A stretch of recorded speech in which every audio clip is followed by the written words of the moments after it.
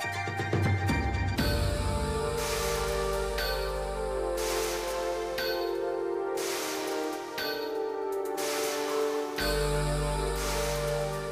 skills and techniques for surviving can be learned through training and experience. Though very important, these skills can be severely hampered if you don't have adequate tools with which to survive. A person who has a good imagination and some degree of ingenuity will find that both nature and the aircraft can provide most of the tools they need to survive. But if the aircraft is totally destroyed and you are in an environment that has extremely limited resources, the only gear you have available for survival is what is on your person and whatever survival kits you are able to get off the aircraft. The FAA has provided you with training and very comprehensive survival kits and life rafts designed to keep you alive until rescue. However, just having these items on board isn't enough. You must know exactly what you have available to you and, more importantly, how to properly use them in a survival environment. This module will concentrate on 3 areas: survival kits provided by the FAA, life rafts and accessory kits provided by the FAA, and personal survival kits. The Mod 1 is a comprehensive survival kit that is designed to keep 4 persons alive for 72 hours. The Mod 1 is equipped to address 7 vital areas: first aid, shelter, water, food, signaling, fire starting, and tools. In the area of first aid, the Mod 1 contains the Adventure Day Tripper Medical Kit. It is designed for up to 5 people and is equipped to last approximately 4 days. Its contents include a brochure, an illustrated guide to life-threatening injuries, bandage scissors, splinter picker forceps, double antibiotic ointment, antiseptic towels, tincture, butterfly closure strips, mole skin, mole foam, surgical gloves, antimicrobial hand wipes, sterile dressing in various sizes, adhesive tape, adhesive bandages in various sizes, trauma pads, gauze bandage, cotton-tipped applicator, elastic bandage with Velcro, acetaminophen, antihistamine, ibuprofen, safety pins, accident report and pencil. In addition to the Day Tripper, the Mod 1 will contain the following additional first aid items: sunblock, no rinse body wash, insect repellent. During your global survival course, you have or will receive a block of instruction on first aid techniques. This will help to tie together the first aid kit items and their use so that you may better treat common post-crash and survival injuries. In the area of shelter, the Mod 1 kit contains items that will help to protect you from the elements so that you can better maintain proper body core temperature. These items are tube tents, emergency bags, gloves, and sunglasses. Of course, these items are definitely more effective if you combine them with proper dress for the environment in which you find yourself. For a more comprehensive look on how to dress for survival, refer to the modules on hot land and cold land survival. Water needs are addressed simply by drinking the packaged water located in the Mod 1 kit. There isn't a large amount of water, and it will only help to sustain you for a short time. More than likely, you will need to find additional water. For a more detailed discussion on water procurement and purification, refer to the Hot Land Survival module. Food isn't a high priority while surviving.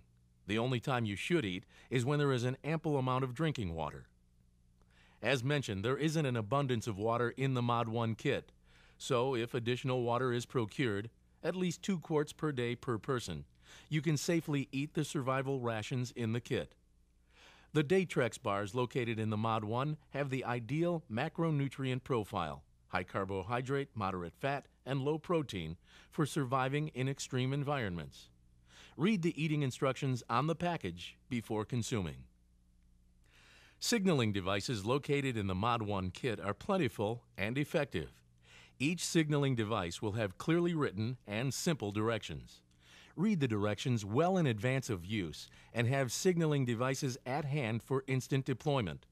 The signaling devices contained in the Mod 1 include signal mirror, MK13 day-night flare, strobe light, gyro jet flares, the Orion Ultimate Signal Kit, which includes C dye marker, orange smoke flare, whistles, signal mirror, solar blanket, and aerial flares.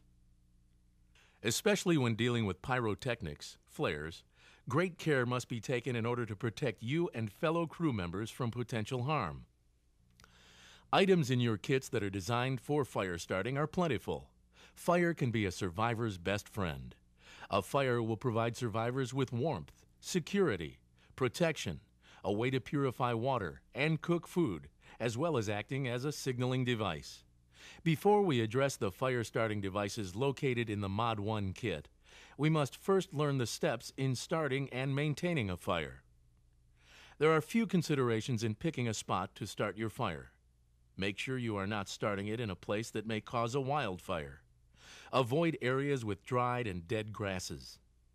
Don't start it under or near coniferous trees.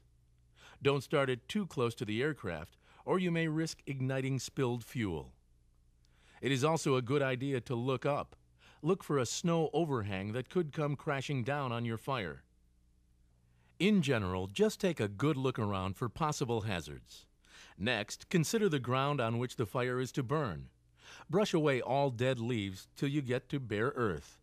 Find some rocks that range in size from your fist to about the size of your head. Make your fire pit about 3 feet in diameter and encircle it with the stones.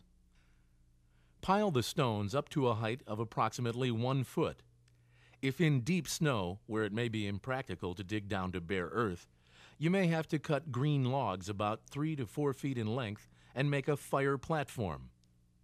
For a fire to start and remain burning, it must have 3 basic elements. It must have oxygen, fuel, and heat.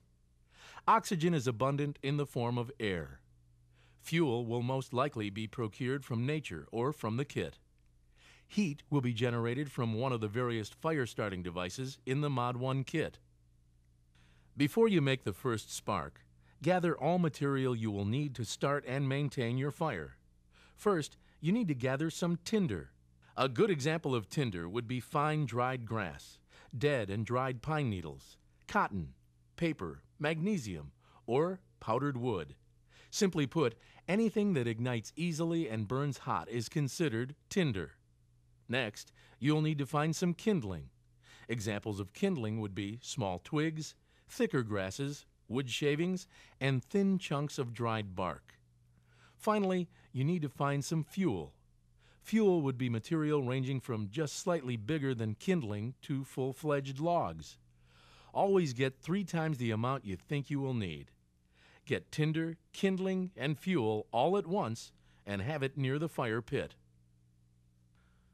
In the pit, you will need to get your tinder piled up in a spot where it is protected from the wind. The next step is to put a spark to the tinder. Ensure that the tinder has a lot of oxygen coming into it. If you put a spark to the tinder and nothing happens, it usually means you have the tinder compressed and insufficient oxygen is feeding the fire.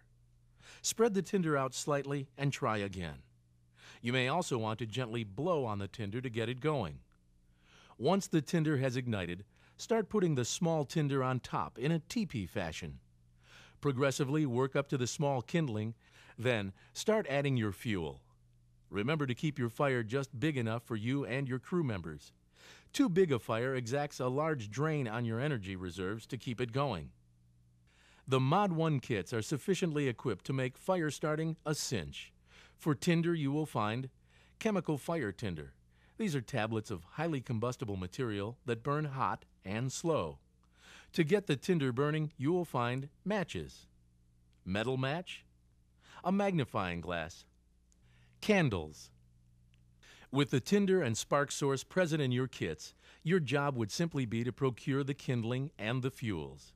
In those instances where it is difficult to use a spark-based fire starter, You may opt to use the campfire starters located in the Mod 1. These devices emit a flame similar to a road flare. They burn for approximately 120 seconds, giving you ample time to ignite the kindling and small fuel. Survival tools located in the Mod 1 kit will help you in several ways. The tools you will find in the Mod 1 are mini folding shovel, multi-tool pliers, krill lamp for interior shelter lighting, saber cut saw for cutting firewood, duct tape, and flashlight. As you have seen, the Mod 1 kit is well stocked, but a kit is only as good as the person who is using it. Know the contents and how to use every item in the kit.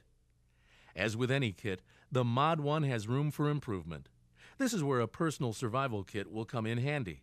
Typically, you don't want to duplicate items that you have in existing kits, but here are a few suggested items for a personal survival kit.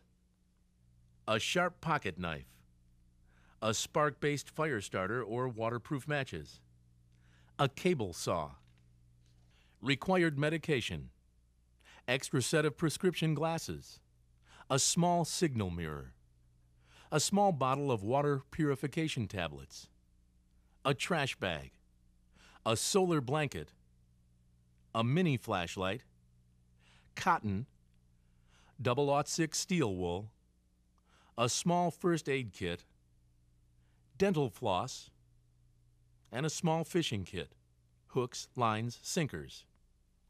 A point to remember, keep the personal survival kit to a size that can easily fit into a pocket. The idea is that when you leave the aircraft, so does the kit. Try to keep food items out of personal survival kits because they may leak or spoil. The life rafts that are put on FAA aircraft are of the highest quality. The two life rafts you will find are the Winslow raft or the Switlick raft.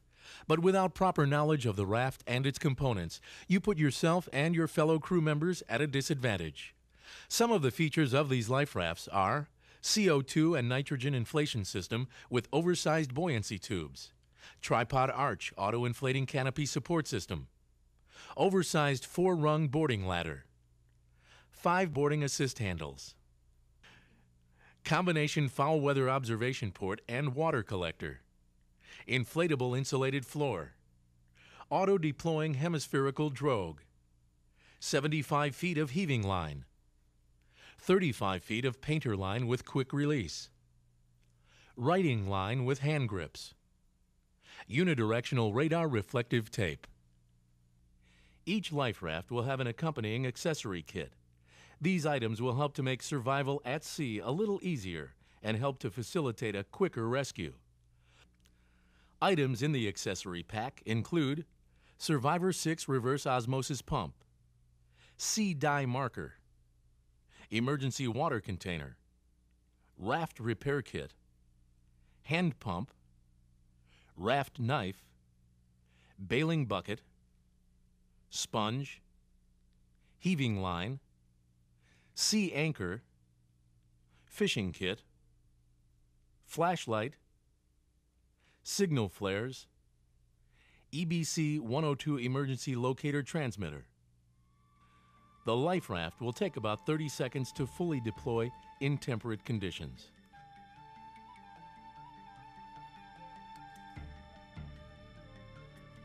For an in-depth discussion on raft deployment, righting, boarding, and survival techniques, refer to the Water Survival Module.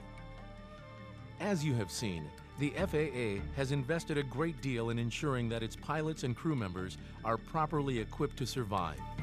It is still the responsibility for each crew member to know what equipment is available to them and how to use it safely. Training, knowledge, and preparation in survival will be valuable allies and will substantially increase the odds of your making it back alive.